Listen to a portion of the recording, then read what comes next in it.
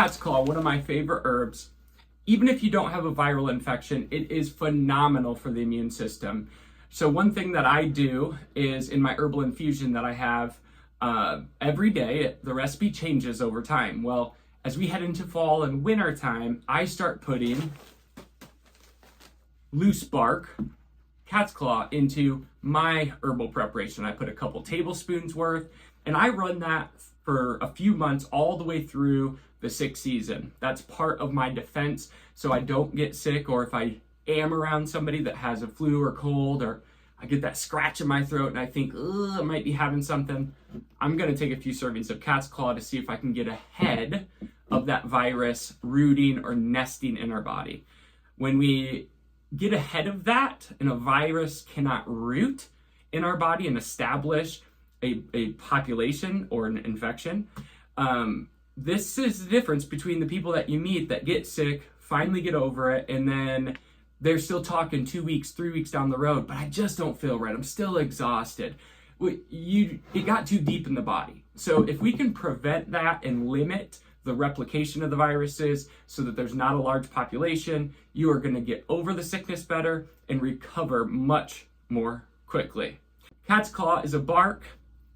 It is something that crosses the blood-brain barrier, which I think is super important in today's age, where we talk a lot about gut health and gut microbiome, but we need to be talking about the microbiome throughout the entire body. And the more we're learning about brain health with dementia and Alzheimer's, you can start to see that there are many things about the brain that we're starting to realize are more relatable to the rest of our body when we used to separate it often. So crossing the blood-brain barrier is huge for detoxification. Cat's claw does that.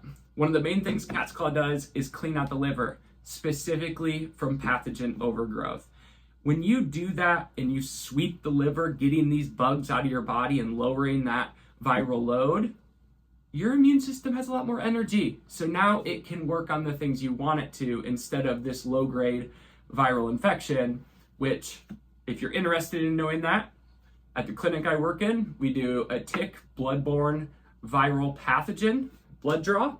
You can see all the different herpetic viruses, Epstein-Barr, and different mutations of Epstein-Barr, retroviruses, noroviruses, Bartonella, Babesia, all these different viruses that can get in someone's body and start to make them get symptoms. We can run those tests and you can figure out what's going on, and then you are not guessing, you're testing, getting an answer, and fixing the problem.